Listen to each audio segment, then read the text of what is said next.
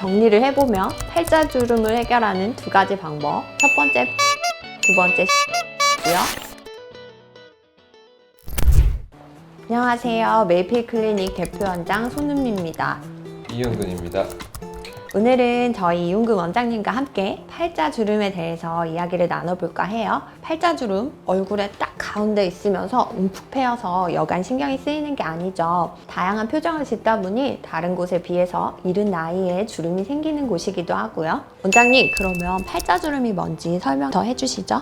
팔자주름은 팔자 부위 피부의 처짐과 피부 아래 지방의 감소로 인해서 코 옆 부위가 움푹 파여 보이면서 코 옆부터 입꼬리까지 이어지는 주름을 뜻합니다. 뿐만 아니라 앞볼 부위에 지방 축적이 많으신 분들, 앞볼에 지방이 처지면서 팔자가 더 도드라져 보이는 경우도 있는 것 같아요. 원장님, 그렇다면 팔자주름을 해결하는 가장 효과적인 방법은 뭘까요? 팔자주름을 해결하기 위해서 시술에서부터 수술까지 여러 가지 방법들이 있습니다. 그 방법 중에 효과가 좋으면서 제가 가장 선호하는 시술에 대해서 말씀을 드려볼게요. 첫 번째는 실 리프팅입니다. 실의 장력을 이용해서 처진 피부를 당겨주면 주름의 개선이 가능하죠. 두 번째는 필러입니다. 필러는 꺼진 부위를 채워주는데 가장 간단하고 효과적인 시술이라는 건 누구나 다 알고 있는 사실이고요. 가장 가성비가 좋고 즉각적인 효과가 나타나니 만족도가 매우 높은 시술입니다. 두 가지 시술을 각각 따로 하기도 하고 저는 이 두 가지 시술을 동시에 하는 것을 추천드리는데요. 팔자 주름의 원인은 처짐과 꺼짐이라고 아까 말씀드렸죠. 처짐과 꺼짐을 동시에 해결하려면 꺼진 부위는 필러로 채우고 처진 곳은 실로 당겨 올려주고 하는 것이 최고의 효과를 얻을 수 있는 방법입니다. 쉽게 저에게 시술 받으셨던 분의 사진을 보면서 설명을 드려보면 코 옆 꺼진 삼각형 부위에 필러를 채우고 양볼에 실을 삽입하여 위로 당겨 주었습니다. 시술 후 일주일 경과 볼 때이고요. 특별히 불편해 하시는 분 없이 팔자주름이 거의 사라진 게 보이실 겁니다. 와, 효과도 좋고 효과도 바로 나타나니까 좋네요. 정리를 해보면 팔자주름을 해결하는 두 가지 방법. 첫 번째 필러와 두 번째 실 리프팅이고요. 이 두 가지 시술을 따로 하시기보다는 꺼진 부위는 필러로 채워주고 동시에 처진 부위는 실로 당겨주면 효과가 가장 좋다. 이렇게 정리를 하면 될 것 같아요. 네, 맞습니다. 그런데 간혹 보면 팔자 부위가 꺼졌다기보다는 앞볼에 지방이 많거나 처짐이 심해서 상대적으로 팔자주름이 깊어 보이는 분들도 있으세요? 이런 분들은 필러로 채우는 것은 좋지 않을 것 같은데 이런 분들은 어떤 시술을 받으면 될까요? 이런 분들은 상대적으로 팔자가 꺼져 보이는 것이지 실제로 팔자가 꺼졌다기보다는 앞볼의 볼륨이 처진 경우죠. 이런 분들은 앞볼의 볼륨을 줄여줄 수 있는 시술이 우선적으로 시행되는 것이 좋을 것 같습니다. 그럼 원장님, 앞볼의 볼륨을 줄이는 시술 어떤 걸 추천하시나요? 가장 먼저 해볼 수 있는 방법은 당연히 지방 흡입이죠. 수술적인 방법으로 불필요한 지방을 제거해 주는 게 가장 확실한 방법입니다.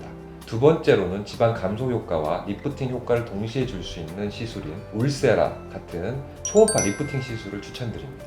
세 번째는 지방 분해 주사가 있는데요. 주 성분은 디옥시콜린산이라는 건데요. 우리 몸의 소화기관에 존재하는 성분으로 먹은 지방을 분해하여 소화 흡수를 시키는 데 도움을 주는 역할을 해요.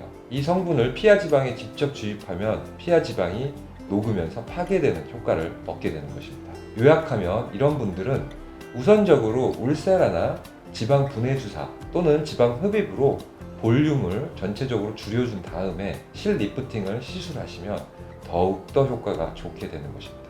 네, 이런 분들은 2단계에 걸친 시술이 필요한 거군요. 먼저 볼륨을 줄이는 지방 흡입이나 울세라와 같은 리프팅 레이저를 하시고 실 리프팅을 하시는 것이 좋겠네요. 원장님, 그럼 마지막으로 팔자주름 시술을 받을 때 주의해야 할 것들 있을까요?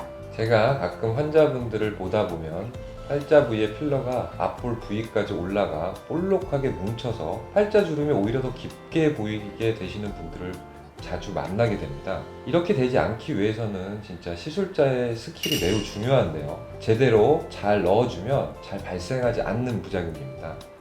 그리고 필러가 1cc 이상 필요할 만큼 많이 꽂아 있다 싶으면 앞에서 제가 언급한 상대적으로 이렇게 많이 볼륨을 개선시켜주는 노력을 해주시는 것이 도움이 됩니다. 그 외에는 큰 부작용 없이 가볍게 받을 수 있는 시술이라서 저희 병원에 팔자 지우개라는 프로그램이 인기가 많은 것 같습니다.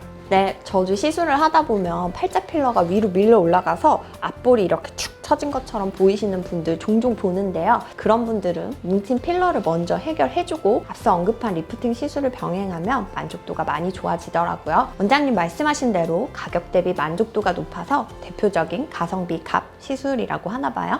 오늘은 이은근 원장님과 함께 팔자주름을 개선하는 방법에 대해서 이야기를 해보았는데요. 저희 영상이 도움이 되셨다면 구독과 좋아요 부탁드려요. 다음에는 좀 더 도움이 되는 영상으로 찾아뵐게요. 감사합니다. 아, 네.